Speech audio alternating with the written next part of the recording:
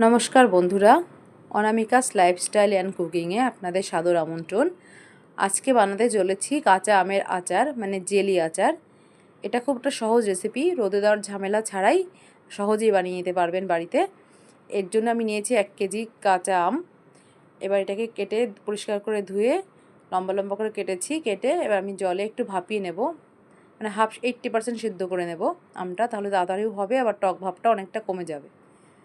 এটা যে কোনো মানুষ বানাতে পারেন। আগেকার যেমন রোদে দিয়ে করতে হতো, অনেকটা ঝামেলা হতো, এটা সেটা নয়, একদম সহজ রেসিপি।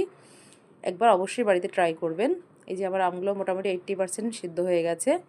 এখন একটা কড়াতে আমি সর্ষের তেল দিয়ে দিলাম। তেলটা গরম হওয়ার পর এর সাথে আমি অ্যাড করব হচ্ছে শুকনো লঙ্কা আর পাঁচফোড়ন। এটা পাঁচফোড়ন দিলে আচারের প্রপার টেস্টটা আসে, মানে ফ্লেভারটা আসে আর কি।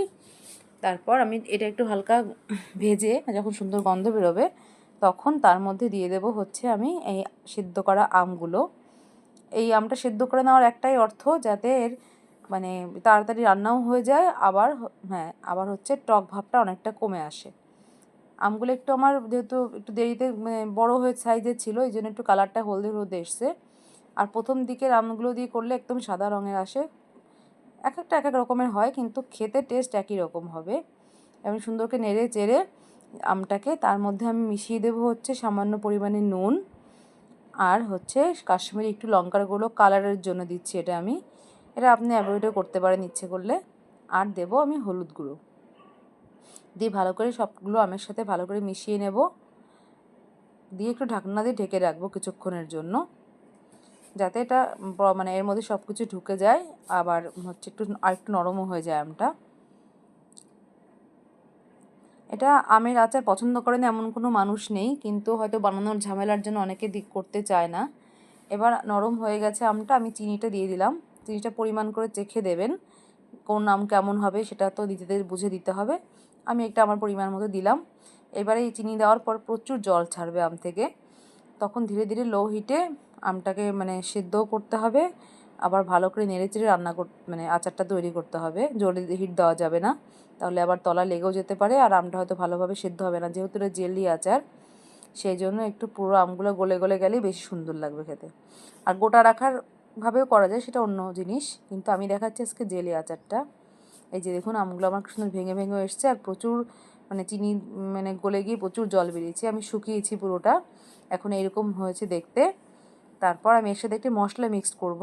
মশলাটা হচ্ছে